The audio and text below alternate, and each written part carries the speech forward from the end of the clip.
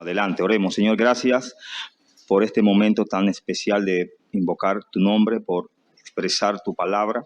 Permite que la misma llegue a nuestros corazones, nos consuele, Señor, nos dé el aliento necesario para seguir siempre sirviéndote en espíritu y en verdad. Aquellos que están a la distancia, oh Señor, permite que tu palabra les llegue, les haga entender, Señor, que solo hay un camino a la salvación, que solo hay un camino a la eternidad.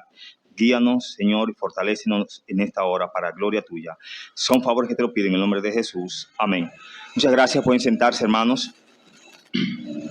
Estuvimos en San Juan en el capítulo 1, los versos 15 hasta el verso 22. San Juan, capítulo 1, los versos 15 hasta el verso 22. Texto que compartiremos en esta hermosa tarde. San Juan, capítulo 1, los versos 15 hasta el verso 22. Hemos estado viendo cuántas verdades a través del apóstol Juan, a través de un hombre que Dios encomendó para llevar su palabra.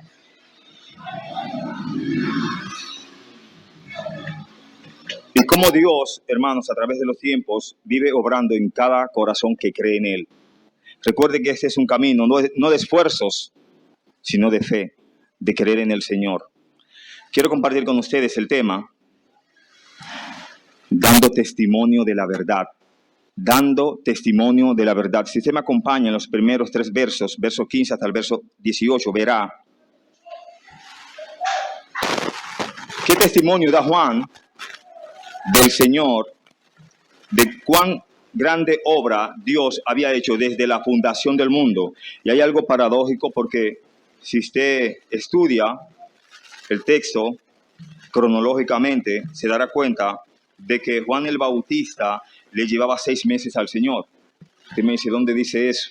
Bueno, si usted se ubica en Lucas, en el capítulo 1, los versos 26 en adelante, recuerde la hermosa salutación de un ángel que se le aparece a María y le dice que salve, muy favorecida, el Señor es contigo, bendita tú entre las mujeres. Al oír estas palabras, ¿qué dice ella? ¿Qué salutación sería esta? ¿Qué les responde el ángel? No temas, María, el Señor es contigo. Has hallado gracia delante del Señor. Y aún más adelante, pero ¿cómo será esto si no conozco varón? No temas, María, el Espíritu Santo, el Señor hará sombra sobre ti, y el santo ser que nacerá será llamado ¿cómo? Hijo del Altísimo. Bien, si usted me acompaña en los primeros 3 versos de San Juan, podemos ver que dice aquí, en el primer punto que quiero tratar, habla, dando testimonio del nuevo orden de Dios. Juan dio testimonio de él y clamó diciendo, de quien yo decía, el que viene después de mí es antes de mí, porque era primero que yo, porque de su plenitud tomamos todos, y gracia sobre gracia, pues la ley por medio de Moisés fue dada, pero la gracia y la verdad vinieron por medio de Jesucristo. A Dios nadie le dio jamás el unigénito Hijo que está en el seno del Padre. Él le ha dado a conocer. Si usted estudia lo que acabo de mencionar en cuanto a Lucas 1:26 en adelante, se da cuenta que el mismo ángel le dice que Elizabeth, la que llamaban estéril, estaba ya en su 6º mes de embarazo, ¿no? O sea que había de concebir esta. Y Juan dice ahí más adelante que Jesús era primero que él y él le llevaba a Jesús. Juan entendió, hermanos, que aunque terrenalmente le llevase 6 o 1 año de vida, el Señor es desde la eternidad y hasta la eternidad, que él no era digno ni de desatar que la correa de su calzado. Y paradójicamente más adelante en el ministerio de Cristo, Juan habla, o se habla de Juan, que nacido de mujer no había nacido otro igual que él. Mire que el ministerio de Juan el Bautista comenzó ¿dónde? En lo rural, en lo urbano, en el desierto. ¿Cuál era la correa que se ponía él? Y un cinto de piel de típico de un profeta, que se le pregunta a él si él es ese profeta, porque las escrituras hablaban de que iba a venir uno así. El asunto es que los ministerios de ese profeta y él eran muy idénticos y por eso eran confundidos. Pero vamos aquí a nuestro tema, dando testimonio de la verdad. Juan acaba de decir que el que viene después de él, dice él, el que viene después de mí es antes de mí porque era primero que yo. ¿Qué nos enseña esto conforme a la palabra de Dios? Esto nos enseña que el testimonio de Juan el Bautista estaba arraigado en su comprensión de la preexistencia de Jesús. Quiere decir que él sabía que Jesús era antes de él en todos los sentidos. Aunque él hubiese llevado 6 meses al Señor, él sabía que no, que eso era solamente algo terrenal, algo que en el plan y en el orden de Dios en cuanto a la humanidad se refiere, se hizo así, se debió así. Pero recuerde que Dios lo que quería mostrarle tanto a María como a una hermana de ella llamada Elizabeth, como lo dice el verso ya 37, o antes de ahí en el 36 dicen la que llamaban estéril. Ahora es su 6º mes. Y entonces en el 37, ¿qué es lo que dice? Porque nada hay imposible para Dios. Era imposible para María poder concebir. Una, no estaba casada. Ella estaba así comprometida. Era imposible para Elizabeth dar hijos o dar a luz. ¿Porque era qué? 2 casos que eran imposibles. Dios los hizo posibles. ¿Por qué? Por lo que dice en el verso 37. Porque nada hay imposible. ¿Para quién Dios más le dijo eso? ¿Cuántos años atrás? Pudiéramos calcular más de 2000 años atrás. A la mujer de Abraham, a Sara, cuando ella se rió, como yo siendo vieja, he de dar deleites, he de dar a luz. Bueno, tú no podrías, pero Dios sí. En la antigüedad era ampliamente sostenido que la prioridad cronológica significaba superioridad. Y hemos hablado antes de este asunto. Solo repetimos, recordamos. Los hombres eran humildes acerca de su propia generación y realmente pensaban que sus padres eran más sabios que ellos. ¿Comparte usted esa idea? Una cosa es tú tener estudios y una cosa es tú tener experiencia. Y vale más la experiencia que los estudios, porque el viejo sabe por lo que habla. El joven es un trillar para llegar a la vejez y a veces muchos jóvenes no llegan ahí. Por increíble que esto pueda sonar para nuestra generación, donde los hijos ya creen que los padres están ¿qué? Desfasados. Ya viejito, estate quieto, siéntate. Ya tú no sabes nada. ¿Y quién fue que te cargó cuando eras muy pequeño? Te alimentó y te educó hasta ahí. La experiencia, alguien dijo, no, se improvisa. Sigue diciendo el texto. Porque de su plenitud tomamos todos y gracia sobre gracia. Hablamos esta mañana de esta palabra adjunta, gracia sobre gracia. Quiere decir que este nuevo orden tiene una fuente inagotable de gracia. Gracia sobre gracia, repito, habla de la sobreabundante gracia de Dios en Cristo Jesús. Lo que tenía el personaje que estudiábamos esta mañana. Una gracia extravagante, extraordinaria, impactante. Y otras palabras más. Repetimos, este nuevo orden tiene una fuente inagotable de gracia y verdad en contraste con un orden de leyes y regulaciones rígidas dadas por medio de Moisés. Esa expresión es una expresión similar a la de penas sobre penas. Recuerde que la ley simple y llanamente no llevaba a la salvación, sino llevaba al hombre para con Dios, para que entendiera lo que era bueno y lo que era malo. Pero en Cristo Jesús tú y yo no solamente nos damos cuenta de lo que es bueno y de lo que no es malo, sino a elegirlo a Él, a elegir lo mejor, a elegir la salvación. No sé si qué le gusta más, el camino en sí o el lugar especial. Yo prefiero el lugar especial donde está la presencia de Dios. Gracia sobre gracia. Literalmente significa gracia en vez de gracia. Evidentemente Juan tenía la intención de dar algo de énfasis a la idea de la gracia. Probablemente también significaba que cuando una pieza de gracia divina retrocede, es reemplazada por otra. La gracia de Dios para su pueblo es continua y nunca se agota. No sé si usted había escuchado que por defecto todos nacemos con alrededor de 6 millones de neuronas. En el transitar de nuestras vidas no se pueden agotar, no se pueden ir disminuyendo esas neuronas. Bueno, gloriosamente y naturalmente, y de la forma que Dios la ha hecho, Cada neurona que se pierde o que se debilita, automáticamente nace otra. Siempre se mantiene esa cantidad de neuronas en nuestro ser. Claro, por la longevidad y por el tratar o el pasar de los años, uno va debilitándose, pero están ahí.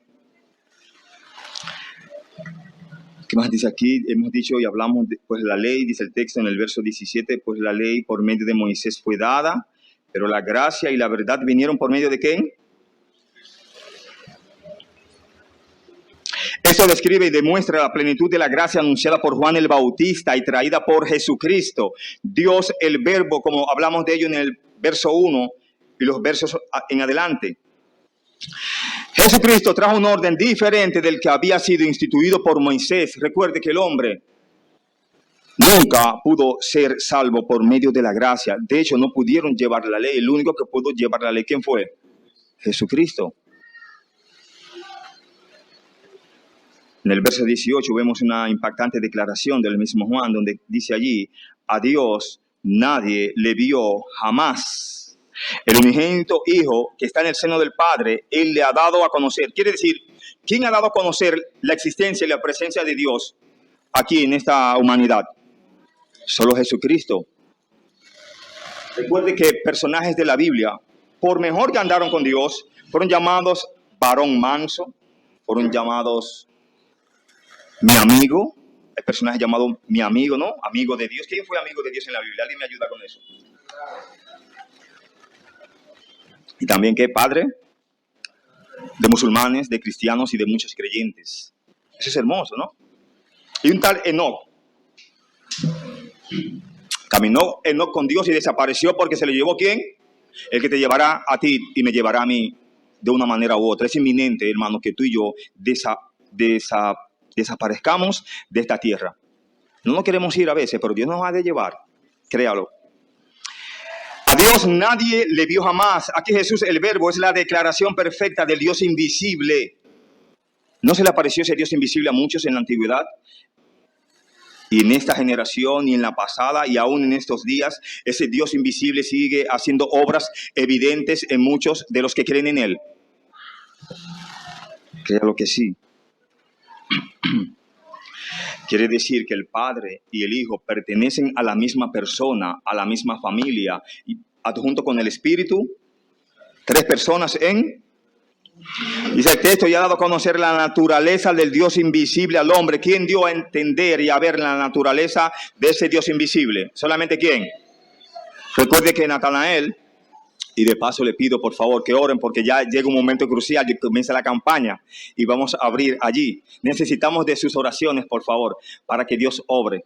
Confiamos en que Dios ya tiene predeterminado y predestinado su obra y todo lo que ya aconteció allí en la eternidad pasada. Nosotros solamente vamos viendo el rumbo de las cosas. Ya Dios lo ha visto todo y sabe si vamos a fallar allí o vamos a glorificar su nombre. Esperamos lo segundo, esperamos lo mejor. Seguimos aquí, volvemos aquí. En ese sentido, no tenemos que preguntarnos acerca de la naturaleza y la personalidad de Dios. ¿Por qué? Porque Jesús la ha dado a conocer con sus enseñanzas y vida. Aquí el sustantivo Dios no tiene artículo en el texto griego, lo que indica que el autor está presentando a Dios en su naturaleza de ser más que como una persona, sino más bien una ¿qué? Una deidad. Podría ser una representación más precisa. El significado es que ningún humano ha visto nunca la esencia de la deidad. Y ejemplos hay de más en eso. Recuerden en Éxodo capítulo 33, un tal Moisés le dice, si tu presencia no ha de ir conmigo, yo no me muevo de aquí, no nos saques. Wow, es mucho plantarse y decirle a Dios, yo no voy a caminar, aunque usted lo diga. Bueno, Dios en su misericordia y en su clemencia, le digo, no hay problema. Te voy a complacer con esto. Y para colmo también le dice, enséñame tu gloria y me basta. Déjame verte. Tú me has hablado mucho, como te he escuchado de manera audible. Preséntate. Bueno, ya las cosas se la pone más difícil a él. Y el Señor le complace. Mira, no me verá hombre y viva, pero yo te llevaré por una peña y por las hendiduras verás mis espaldas, porque no me verá hombre y viva, no contarás la historia, le está diciendo en otras palabras. Es hermoso lo que vemos allí en Éxodo capítulo 33, los versos 17, como hasta el verso 20, esa conversación que tiene Dios con Moisés. Eso es tener mucha fe, hermanos, como exigirle y proponerle a Dios cosas como un poquito fuertes. Para nosotros, para Dios no. Un poco más, dice aquí. La visión de Dios a la que aquí se refiere no solo es la visión corpórea, sino intuitiva y de conocimiento infalible, lo cual capacita al que lo tiene para declarar la naturaleza y la voluntad de Dios. Vayamos y leamos lo que he dicho, que es hermosa la lectura, más que haberla recitado. Éxodo capítulo 33. Tomaremos desde el verso 17. Por favor, dice aquí. Y Jehová dijo a Moisés, también haré esto que has dicho, por cuanto has hallado gracia en mis ojos y te he conocido por tu nombre. Él entonces dijo, te ruego que me muestres tu gloria. Y le respondió, yo haré pasar todo mi bien delante de tu rostro y proclamaré el nombre de Jehová delante de ti. Y tendré misericordia del que tendré misericordia y seré clemente para con el que seré clemente. Dijo, mas no podrás ver mi rostro, porque no me verá hombre y vivirá. Y dijo a Jehová, he aquí un lugar junto a mí y tú estarás sobre la peña. Y cuando pase mi gloria, yo te pondré en una hendidura de la peña y te cubriré con mi mano hasta que haya pasado. Después apartaré mi mano y verás mis espaldas, mas no se verá mi rostro. Recuerda, y hemos explicado en otras ocasiones, Dios le da instrucciones a Moisés de cómo él debía de estar y cómo debía de manejarse. Si vas a estar de frente, no cometas el error de mirar hacia atrás, porque quizás puedas lograr mirar hacia atrás y ver lo que quieres ver, pero no gozar de ello, pagar el precio inmediatamente. Quizás es muy impactante la gloria del Señor, y Dios quería cuidar a ese hombre para seguir la obra que había encomendado a su vida. Está diciendo aquí, ¿quién era el único o quién es el único que ha podido haber visto a Dios? ¿Quién es el único? El unigénito Hijo que está en el seno del Padre. La expresión significa parentesco y unidad de esencia y se deriva de la afectuosa e íntima unión de Padre e Hijo. Recuerden en una ocasión que los discípulos, alguien le preguntó, Señor, muéstranos al Padre y nos basta. Como nada es imposible para Dios, muéstranos al Padre. Eso fue un momento de incredulidad más bien que de espiritualidad, porque el Señor les respondió inmediatamente y le contestó la pregunta, lo complació. Tantas veces he estado con ustedes, contigo, fulano, y no me conoces. Yo y el Padre, uno somos. En el segundo punto podemos ver aquí, líderes religiosos de Jerusalén cuestionan a Juan el Bautista. No ignore y olvide este punto, que es una explicación a los versos. Líderes religiosos de Jerusalén cuestionan a Juan el Bautista. Le voy a enseñar dónde aparece eso ahí en esos versos. Versos 19 hasta el verso 22, dice la Escritura. Este es el testimonio de Juan cuando los judíos enviaron de Jerusalén sacerdotes y levitas para que le preguntasen, ¿tú quién eres? Confesó y no negó, sino confesó, yo no soy el Cristo. Y le preguntaron, ¿qué pues? ¿Eres tú Elías? Dijo, no soy. ¿Eres tú el profeta? Y respondió, no. Le dijeron, pues ¿quién eres? Para que demos respuesta a los que nos enviaron. ¿Qué dices de ti mismo? En la lectura que acabo de dar, en los versos que acabo de leer, aparece aquí unos líderes religiosos de Jerusalén. ¿Sabe quiénes son ahí? En el verso 19, usted encuentra que dice, cuando los judíos enviaron de Jerusalén levitas o sacerdotes y levitas. Y yo le pregunto, en ese contexto, ¿quiénes son todos ahí? No son judíos todos. ¿Y por qué el texto me dice, cuando los judíos enviaron de Jerusalén sacerdotes? Hay como algún contraste ahí, ¿sí o sí? Vamos a explicar quiénes son esos. Y nos vamos a maravillar. Llega la atención que en un momento cuando Cristo es llevado hacia la calavera, ¿no? Dice que muchos vociferaban, ¿no? Crucifícale, crucifícale, una gran turba. Pero otros lloraban Corte tela de ahí. Y era un solo pueblo. Y todos y la mayoría le amaban. Pero uno de una manera y otro de otra. Uno le amaban de labios, otros le amaban de corazón. Mejor tengamos 3 personas que nos amen de corazón y no una multitud que nos ame de labios. En la parte ya del verso 19 habla, este es el testimonio de Juan. Claramente ya hemos aprendido que Juan el Bautista vino como testigo. Lo vimos en el verso 7 y en el verso 15. Ahora nos enteramos de cuál era su testimonio acerca de Jesús. En la parte B, chocamos aquí con esta parte donde dice, cuando los judíos enviaron de Jerusalén sacerdotes y levitas para que le preguntasen, ¿tú quién eres? ¿Ustedes creen que ellos no conocían a Juan, un hombre con alrededor de más de 20 y tantos de años, que predicaba el evangelio, que bautizaba precisamente a aquellos que se convertían y que creían? ¿Quién era los que creían por defecto en el ministerio cuando Juan predicaba? Las rameras, los pecadores, las gentes vulnerables y viles de aquel lugar. Los que se creían que no necesitaban salvación se perdían. Y los que sabían y entendían que eran pecadores, ¿qué pasaba? Se salvaban. Reconocer la culpa y reconocer el pecado en nuestras vidas nos hace, señores, personas agradables delante de la presencia de Dios. Muchas personas saben por qué no se arrepienten, hermanos. Porque ellos entienden que eso los humilla. Porque andar con una Biblia y proclamando a Cristo es de locos. Bueno, quizás en esta vida es de locos, pero en la eternidad es de sabios. Entenderemos que fue sabio andar en Cristo Jesús de la manera que anduvimos, de la manera que andamos. Explicamos aquí los judíos que enviaron a levitas y sacerdotes a preguntarle a Juan quién él era. Hay muchos textos bíblicos que hablaban de alguien que había de venir. Lo vamos a ir explicando conforme al texto. Aquí por primera vez nos encontramos con el uso del término que los judíos en este evangelio para denotar no al pueblo en su conjunto, sino a un grupo en particular, especialmente al establecimiento religioso de Jerusalén. Ahí que está el punto. Los religiosos siempre estaban a la expectativa de Jesús, buscando cualquier palabra que él se equivocase en su evangelio, en el evangelio o en su predicación, para ir y ¿qué? Criticarlo. ¿No había dicho el Señor que en 3 días destruiría el templo y en 3 días lo edificaría? Esos canales entendieron que era el templo físico.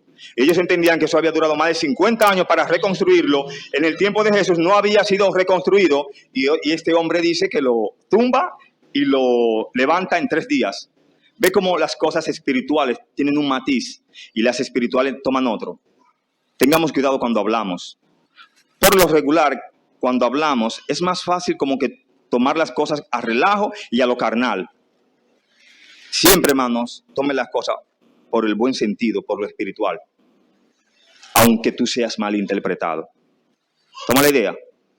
Bueno, en esta mañana, cuando veníamos en el vehículo, en la conversación, siempre conversamos muchísimo. Entonces, alguien dijo, no pude ir a la iglesia el miércoles, pero sí fui el sábado. Ah, tú no pudiste ir el sábado. A lo que contestó ese, no, estuvimos contratiempo, etcétera. Pero el miércoles, ¿quién predicó? Ah, predicó fulano. Wow, no pude ir. Y después se aclara. Digo que no pude ir, no porque a mí no me gusta la predicación del hermano. Al contrario, me encanta. Y alguien contestó, lo tomé de la manera correcta. Sí, no hubo ninguna mala interpretación, etcétera. Hermanos, independientemente de lo que yo interprete de usted, Dios está ahí e interpreta tu corazón. Usted y yo nos podemos engañar, pero a Dios le podemos engañar. Nos engañamos a nosotros mismos. Pero volvemos aquí, dice aquí, recordemos un hecho, hermanos, que alude a lo que son los líderes religiosos, a los que son los judíos. Recordemos a los padres del ciego de nacimiento. Ciertamente, los padres de ese ciego eran ciudadanos griegos o judíos. Judíos, ok, vamos bien. Eran de la nación judía, pero se menciona que ellos temían a los judíos. Recuerde que cuando este ciego, el Señor le permite tener visión, recobrar la vista, los judíos, los religiosos, cuestionaron ese hecho y le preguntan, ¿quién fue el que te dio la vista? Jesús. Pero ellos primero le preguntan como a sus padres, mira, ese no es su hijo, sí, ese es nuestro hijo. ¿Y quién le dio la vista a él? era para que ellos, hermano, estaba prohibido proclamar del nombre de Cristo, proclamar al Mesías. Ellos lo tenían prohibido. Y le dicen, ¿ese no es su hijo? Sí, ese es nuestro hijo. ¿Y quién le dio la vista? Bueno, quién le dio la vista no sabemos, pero ahora sabemos que él ve.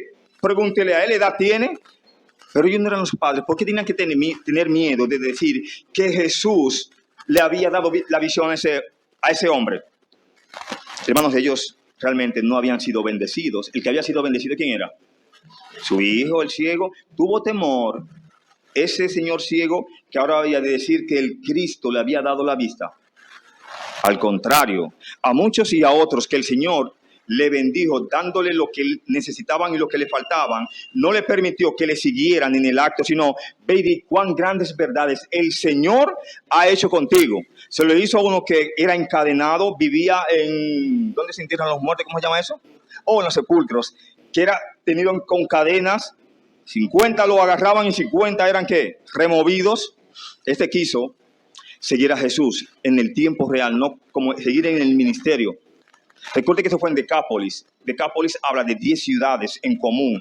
El Señor le dijo, vaya y diga cuán grandes cosas ha hecho el Señor a su vida. Da testimonio de la verdad, de lo que tú has visto y de lo que tú has recibido.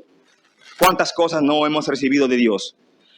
Entonces la moraleja es que tú y yo debemos de contar todas las maravillas que Dios ha hecho. ¿En qué?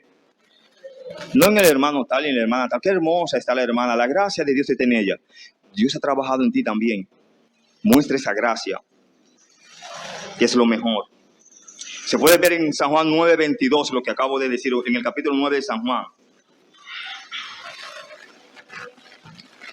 ¿Qué fue lo que dijo Juan el Bautista? Yo soy el Cristo. Yo no soy el Cristo. Claramente, aunque eran primos también para colmo, porque Elizabeth y María eran hermanas. Con énfasis, Juan le dijo a los líderes judíos quién no era él. Él no vino a atraer la atención a sí mismo, pues no era el Mesías. Su trabajo, ¿qué era? Señalar a quién. Al Mesías, apuntar hacia el Mesías para que siguieran al Mesías, que de hecho la salvación, ¿de quién provenía? Del Mesías. Él solamente hablaba, declaraba de ese Salvador. Juan rechazó completamente la afirmación, pero la rechazó con algunas pistas. En el griego la palabra yo es resaltada por su posición. Fue como si Juan dijera, yo no soy el Mesías, pero si tan solo supieran, el Mesías está aquí. Recuerde que no iba a pasar un tiempo muy largo para que apareciera el Mesías. Recuerde que desaparece Juan del escenario y ¿quién entra inmediatamente? El Mesías, el Cristo. Confesó y no negó. Sincera y cuidadosamente alejó este honor esforzadamente con ambas manos, como conociendo el peligro de hacer mal al celoso de Dios. Era importante para Juan, el escritor del Evangelio, dejar claro a sus lectores que Juan el Bautista no afirmaba ser más de lo que era. Y una reseña nos dice que hasta el año 250 DC, después de Cristo, los reconocimientos clementinos dicen que había algunos de los discípulos de Juan que predicaban como si su maestro fuera el Mesías. Hermano, tienen que ser unos hermosos mensajes para que el que lo haya escuchado dijese, son unos mensajes del cielo, son unos mensajes del maestro, etcétera, etcétera. También en las interrogantes aluden a un profeta, le preguntan, ¿eres tú Elías? Puede que haya sido fácil para los sacerdotes y levitas de Jerusalén asociar a Juan con Elías. ¿Por qué? Debido a su personalidad y debido a la promesa de que Elías vendría antes del día del Señor, según Malaquías 4, 5 y 6. Pero ellos esperaban no un Salvador, y lo hemos dicho en otras ocasiones, no un Salvador que haya nacido desde pequeño, sino un Salvador que viniese desde hombre ya. Cosa que era imposible. Porque si hubiese venido ya como hombre, no iban a creer. Eso es mentira. ¿De dónde vino este? Ellos sabían que había venido de María, de José, de dos siervos de Dios bien humildes. Una de las interrogantes siguientes dice, ¿eres tú el profeta? ¿De qué nos habla esto? Recuerde que en Deuteronomio 18, 15 a 19, Dios prometió que otro profeta vendría en su debido tiempo. Basándose en este pasaje, ellos esperaban que viniera ese otro profeta y se preguntaban si no era él. Hermanos, esto habla del gran ministerio que Juan había presentado. Había cumplido a cabalidad lo que Dios le había encomendado. Presentar al salvación del mundo. Dar la introducción al Salvador del mundo. Y Cristo, cuando entra al escenario, si usted nota los mensajes de Juan y los mensajes de Cristo, son idénticos, no se salen de ahí, ni uno del otro, ni otro del uno. No hablaba Juan, así que arrepentidos y convertidos para que sean borrados vuestros pecados y vengan de la presencia del Señor. Arrepentidos y convertidos, ese era el mensaje de Juan. No había otro mensaje y no habrá otro mensaje para el pecador, sino del arrepentimiento, sino del que nos apartemos de cosas que no agradan al Señor, por nuestro bien, por tu bien, por nuestra salud, hermanos, tanto espiritual como física. Que pasen buenas tardes, que el Señor les bendiga. Muchas gracias.